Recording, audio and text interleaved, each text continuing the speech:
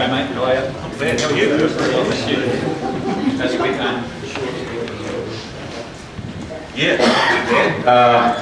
been listening to lawyers and insurers, which is always boring, mate. So, how about your week?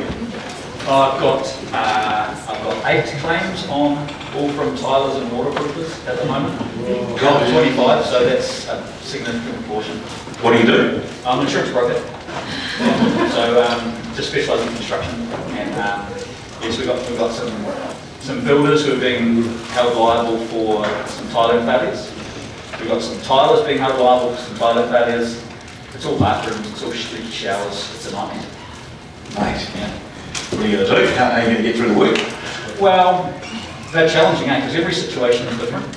You've got the insurers not accepting the claims for one thing until they really get into the detail. Yeah. So that makes it life very challenging, stressful for the builders or for the tilers. You've got all sorts of different potential causes.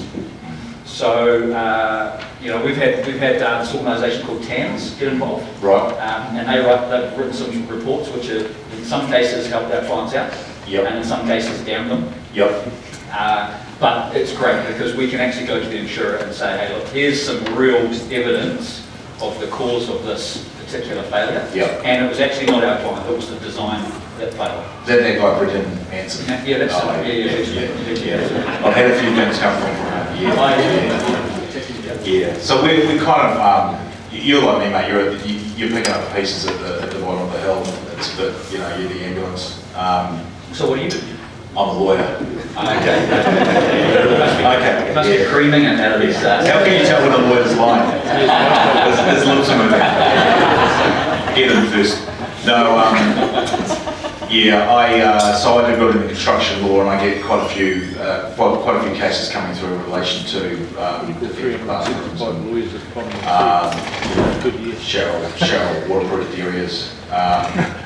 Look, it's a problem, and it's a problem that's shared by a number of people. So I get to see it sort of probably like a lot of people at the coalface. So I get the owner, the mum and dad that are actually experiencing it, firsthand. Give you an example. I had one which was settled not long ago. 4 bathrooms in a residential home in St John's. On the second level of the property, and I keep getting videos sent through to me by email by the homeowner and their kids of basically water pouring through light fittings all over the kitchen every time the shower was used. Actually, that was an insurance claim, and I was in negotiations with the insurer's lawyers, and at the time the family was just using 2 bathrooms out of 4. And every time they used it, that's any photos, water pouring through. Wrote to the insurer, said you should pay out on this because it's clearly defective. Brendan had done a report, quite a good one actually, which was helping. And the insurer wrote back to me and said, hey Matt, you actually haven't proved damage for the other 2 bathrooms, even though they're constructed in exactly the same way. So I wrote back and said, well, how about we use those bathrooms and wreck the lounge as well, and the bedroom, just like we've wrecked the kitchen, and maybe then you'll pay out. So anyway, long story short, we got it settled. So it can work, you can get it settled with insurers, and you can get it settled up front without having to issue proceedings, but only when they're wanting to play ball and you've got good, strong evidence of what's actually happening. Yeah. Yeah, and I've funnily enough, that wasn't ABC tiling, was it? That was doing No. There's and I see it from the tiler's side, where in one example, he's been held liable by the insurer of the bathroom company that was working for the builder that installed the bathroom. Yep. And it's I think 6 years later, and there's some issue with the membranes delaminating from the base, something or other, and the tiler's response was, I was never provided the specification, and so I just did it the way I always do it. And I sent a producer statement, and because the bathroom company didn't supply me with the spec, it's not my problem. and I had a 2-year warranty, so it's outside the 2-year warranty, so it's not my problem. Not sure Is that going to fly? Not sure that's going to fly from a legal perspective. I would say you still got standards to meet, so whether you've got the spec or not, it's still going to be done properly and not leaked. So yeah, I think he's probably going to hide into nothing with that one. Yeah, and the challenge for that is if from an insurance perspective, failure of a specification is not insured. So there's going to be a big debate with his insurer about, is this defective workmanship or is it a failure to meet a specification? So he might not be insured. Yeah. You know, and it all comes back to his lack of education in the process. Yep, that's right. That's right. And I heard that Brendan's doing some good work trying to raise the level of education in the industry and get some more robust processes in place. That can only be good for everyone. Obviously, everyone, this is it's not just homeowners that are affected, although that's what I see on a daily basis in terms of the, the emotional and financial aspect of it, and having to live through that and deal with that if claims are required. But you're right, it also affects the tiler, because he probably doesn't set out to do all work. It affects the head contractor, because the owner's entitled to say to the head contractor, hey, I have a contract with you, you're responsible. And the head contractor will look to the sub-E and say, well, I'm entitled to pass this down. So everyone ends up pointing the finger at each other and trying to get away with not doing too much. So the more we can educate, the more we can get some robust processes into the industry, the better for everyone, really. It just means that it won't be as much work for me, but that's quite good. Well, the other thing that we see when builders are our customer is the tilers made the mistake, the builder's been covered liable, as you say, and then the tiler's done a run. Yeah. There's no one there left to actually hold liable, so the builder's left, paying the bills. That's right. And I think that again comes back to, a trade association or something like that, helping to raise standards, helping to make sure that that sort of practice doesn't become, a problem for everyone. Yeah. Oh, good on you, Ben. Good to meet you. Anyone have any questions while we're on stage? Anyone want any free legal advice? Or free advice from an insurance broker? Personally, I was just wondering if you've got some legal precedents, some go-tos at the moment, or is it case by case? It is case by case in terms of the claims, the claim side of things, litigation. Of course, I have legal precedents for contracts. If you want contracts, I don't know if you're into contracting, if you're a contracting party. But each of the cases that what we're talking about now, where you have defective bathrooms, basically, will be case by case, because you'll have to dive into, was it because it was spot fixed, or what the membrane wasn't laid properly, or what is the issue that's causing it? So it will be a facts and circumstances inquiry. Yeah. Also, just a quick question: big apartment buildings. Are the number of those problems increasing, or have you seen any trends? Defective bathrooms. Yeah, not personally. I know what you're asking. Not personally. I haven't. I mean, there probably are other lawyers out there who tend to get, like the Grimshaws who act for the body corporates. Maybe they are seeing more of that. I mean, I certainly have my fair share of bathroom-related claims, to be honest. They're quite prevalent. I'm not seeing necessarily any increase, though, if that's what you're asking. I'm sure Brendan will concur with this. I'll just jog your memory, Matt, when we first met. The Ditra Sluter. We're not mentioning any names. Does anyone know what Ditra Sluter is? I do. We've had those conversations. Oh, right. Okay. Yeah, but again, that was an apartment. You're right. It was an apartment, but it was I don't think it was a bathroom. It was a causeway or but you're right. Yeah. I mean, defects can occur on all sorts of buildings, including body corporate unit apartments. Yeah. Ali mentioned an example, from 22 years ago. I've got a claim at the moment where the bathroom was constructed in 2015. So, it's actually, there might already be 7 or 8 or 9 years worth of failure built up in the system that we're only going to start to see now. And, it's too late. It's too late to fix that problem. So we're only fixing the problem for the future now. Yeah. But apart from that, it's all good. Just a bit of a scenario-based question. As a former business owner, with all the businesses and apprentices I deal with now, we talk a lot about accepting the substrate. Once you accept that substrate, you start to work on that substrate, you own it. Yep. Now, I don't know if that's an actual thing in law, but where does, so say for example, the builders use the wrong kind of jib, let's keep it simple, okay? Then the tiler's gone and done magnificent work, but it's failed because of what's gone before it. Now, I guess that's where Brendan comes in, does his reports, right? But where does liability perhaps begin and end in that situation? It's a bloody good question, a very difficult one to answer, right? I mean, you did right, and I heard someone talking about it before, you don't put your joists in or knobs in at 400 centres, then it's the floor's more flexible and the membrane fails. I mean, I think it comes to, look, I would like to think that most judges in New Zealand are pretty pragmatic people, common sense people. Are they going to expect the membrane applicator to inspect that, to make sure that the builder's done his job? The answer is probably no, right? They're there to do a certain scope of work, provided they've done their scope to the standard required. If someone else's scope hasn't been done properly, then that's probably not a matter for them. If, however, I mean this is where it gets tricky, because that's a non-visible thing.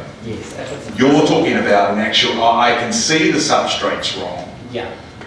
Do I have a duty to then notify and say, it's a tough one? Probably, if it's known that that is actually not a compatible substrate, then probably yes, you would say, you had a duty to put your hand up and say, guys, I can't put it on this because it's just not going to adhere. I think a very common one that actually happens is around the puddle flanges. They get put in too low, and then that's when you see the bases get built up too much, or built up too high, so you can't use the apron to waterproof it. But they've gone ahead and accepted it anyway, probably not to upset the builder, or how it goes in the real world. Then of course it fails. Sometimes within months, those puddle flanges. So maybe it's a joint liability situation. Maybe, and this is where you get into problems with everyone pointing the finger at each other, and insurers getting involved and lawyers getting involved, and the whole thing just gets discussed as well. I'd rather not have the claims. I think it's a great thing what TANZ and everyone's doing. Really we do need to increase the standard and improve the industry. That's just a good thing all round. Because it's, from a homeowner's perspective, it's not nice, but it affects everybody, right? It affects the builders, it affects the applicators, the installers, the tilers. It sometimes affects the product suppliers as well. So we've had issues with going to product suppliers as well. So everybody's affected by it. So if the lawyers lose out of it because there's less claims, well then, hurrah, You've got plenty of work to do now. Yes.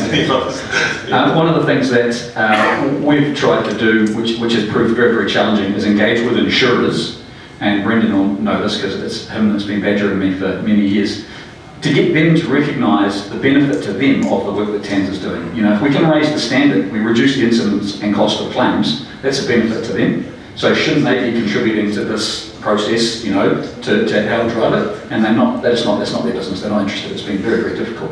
But one of the things we have done to try and incentivise things is offer discounts and improvements in cover for people who have gone through the TANZ team training. So that's a little bit of an indicator, sort of market indicator, that you get some benefit if you're raising the standard, if you're going through that program. So hopefully that kind of thing in other areas will start to also incentivise people to improve.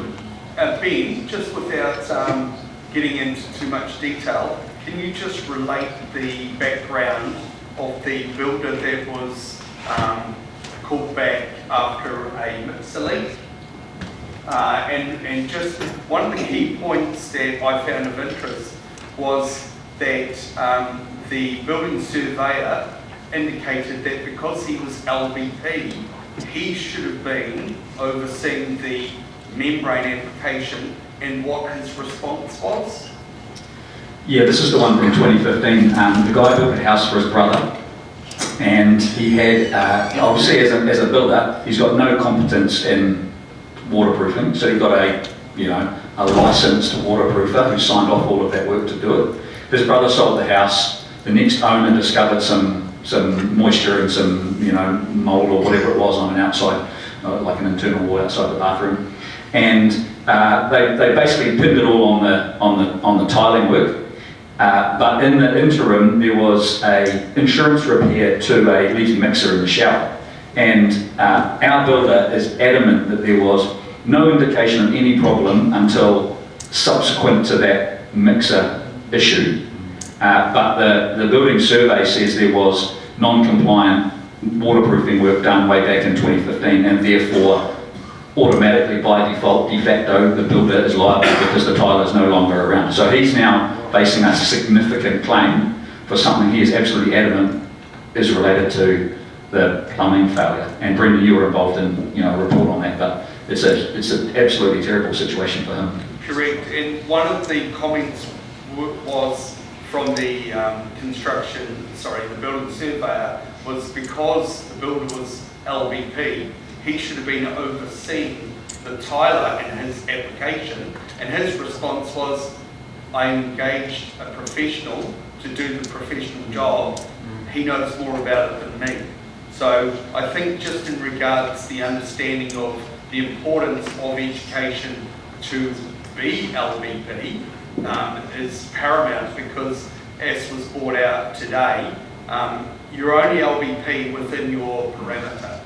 It doesn't extend past, yet the legal ramifications are saying that because he's LBP, he should have been overseeing that portion, which he couldn't. It's probably quite complex in terms of what role he was carrying out, whether he was meant to be project managing. That adds another level of legal liability if you're project manager. But is it restricted building work, Brendan? No. Okay. No, So then, it's not. all right. Well then. We're working on it. Yeah. So, it's nuanced. It's complicated. Anything else? Yeah. We've got a project that's currently got a drainage map on it. So the tile sits on the drainage map, and that obviously is a waterproofing membrane under the drainage map. So now they want to replace the entire thing with direct stick. So the initial code was, drainage mats, now direct stick. So it's a couple hundred square meters, it's around some pools and things. So if you go direct stick now, then to changing what the initial thing was. The initial consent said. Yeah. Yes. You would not comply, and if something goes wrong, we would be liable. Yes. Yes. Yes, you will be. Yep. You need to apply for a minor variation, I would have thought. Yeah. Anyone else got to be on that? No, you've got to get your designer to apply for a minor variation, absolutely. Or, yeah, someone has to Or a minor apply for an amendment or a minor variation Yeah. to alter the product from what is currently consented. Because otherwise, if someone else, it's not just the current owner, it is subsequent owners that you can be liable to. Yeah, yeah. So even if the property is sold, the subsequent owner comes in and says, hey, this isn't per the consent. Yeah. That's an issue. Cool. So yes, a minor variation or an amendment through the council. Cool. Yeah. Thanks. Anyone else? Yeah, I just had a cheeky question about, you mentioned a discount. About what discount? About what? You said half price for TANZ members. Asking for Oh, discount. Yeah. That's okay. It's your fourth Peter. I can do discounts. You just talk to me after. So that's for the Yeah. benefit of the practitioner, yeah? How does this benefit the homeowner? Or does it not? Well, the benefit is further downstream because they've done the team training. So they've done the team training, which qualifies them for the insurance discount. But they don't get a benefit from the insurance discount, Okay. but they're obviously using a team trained tiler. Okay, so that, but the homeowner could still be sort of thrown under the bus like the tiler later on down the track? I mean, if the tiler's gone through the team training and still stuffed it up, then talk to Brendan. But you're not going to fix everything, are you? Because I don't know if others said it, when we went through the LBP, for carpenters, LBP regime, and we we still have effective building cases. So the idea is to raise the standards so that we're getting less problems. I don't think we're going to have a full fix. Yeah, I mean, some of the, to that point, the default position from a lot of insurers when a bathroom is leaking is blame the tiler. And the letter gets sent to the tiler, and actually the loss adjuster has no competence to determine what the cause of that failure was. And so that's why Brendan's work has been wonderful, because he can go in and go, actually, that's a design fault. Tyler's done his work spot on. It's a design fault, or it's a product specification issue. So that's the level of kind of detail. Even if everyone's standard is right up here, you're still going to have problems. Yep. I have a question, sorry. So we talk about liabilities all the time with the builders, with the tilers, the waterproofers. Does anything ever go back to the designers, the LPP2 designers who are designing this, which everyone's following there? Is there some scheme where they are ultimately held responsible for this stuff? Again, it is very facts and circumstances specific. I tell you what, one of the things though the designers or architects did very well during the 2000s, during the leaky building crisis, was they minimised their liability through the Weathertight Homes Tribunal. They managed to dumb down the number of circumstances in which they were held liable. Talking with colleagues, and we're having worked through that period, became very hard to get designers, right? And I think that's probably just continued. That out of that, it's now very hard to get architects on the hook. And because, for example, if they make reference to a manufacturer's product or a code, that's enough. I don't have to give you the detail, I just have to tell you, do it per that code. And that's absolved my liability. That's enough, I've discharged my duty. So the answer is, there certainly can be circumstances when the designer hasn't done enough, but I think they've done, as an industry, a good job of really dumbing down their liability. You're making it very hard to get them. The other aspect that we see is a designer can limit their liability in their on their terms and conditions to whoever they're contracted to, but the construction parties under the Building Act, they can't contract out of their liability. So the builder might be getting the gun for a $100,000 fix, but the designer that's done the design's limited their liability to 3 times their fee or some amount. So that, to a certain extent, so obviously those professionals do, architects, engineers, they're very good at having exclusion of liability and limitation of liability clauses. It will help them contractually, but perhaps not in negligence claims. It will apply contractually, but not as between the two parties, because that's what you've agreed, but still in negligence, those clauses won't necessarily work to limit. But yeah, absolutely, that is another layer of it. Yeah. Mate, you've been waiting. Yeah, given we have the chipboard example with substrates and builders mix are over here, couldn't necessarily land on a direct point of whose fault it was. Have you got any thoughts on proportionate liability? Well, it's a thing, proportionate liability. Those are every case is going to come down to the detail, and you're going to have to dive into the detail as to who did what and what their scope of work was. But ultimately, to be honest, those are matters that either, from my perspective, I'm a dispute lawyer mainly, so those matters resolve themselves either at a mediation, when you're sitting down and having the arguments, and I'm only 20%, I'm 30, I'm 40, ultimately that's where they get resolved, and if not by a judge saying, well, you're at 20, you're at 40. Yeah, as I said, judges are pretty common sense. We know the council's been, and they always say, oh, we're only 15 or 20%, that's what we've been told. And again, they did a pretty good job during the leaky building crisis to get that, that locked in. So then it's just a matter of apportioning the rest of it, responsibly, sensibly. So I don't know if that answers your question, mate. That's my view on it. So do you expect that when it comes in, it'll be tested and we won't really have a guide for a number of years? You won't have a guide because it's going to be all very much facts and circumstances related here. Like unfortunately, like a lot of things in the law, yeah, it's just going to come down to what happened in that particular scenario. Yeah. My 2 cents on that is great for councils. It's not necessarily going to save that much money at all for anybody. Not going to be fantastic for builders because they are, correct me if I'm wrong, still responsible for all the restricted building work, including all the work of their subbies. And it will be terrible for homeowners unless there is a mandatory warranty regime that protects their interests if builders or other parties are unable to, meet their proportion. But if there is a warranty regime, that will be good for homeowners because resolving a dispute or remediating defects under a warranty regime will be much less painful than having to go take the council to court and all the parties and all of that. That's fair, yeah. Yep. Anyone else? Right, thank you. Cheers. Cheers.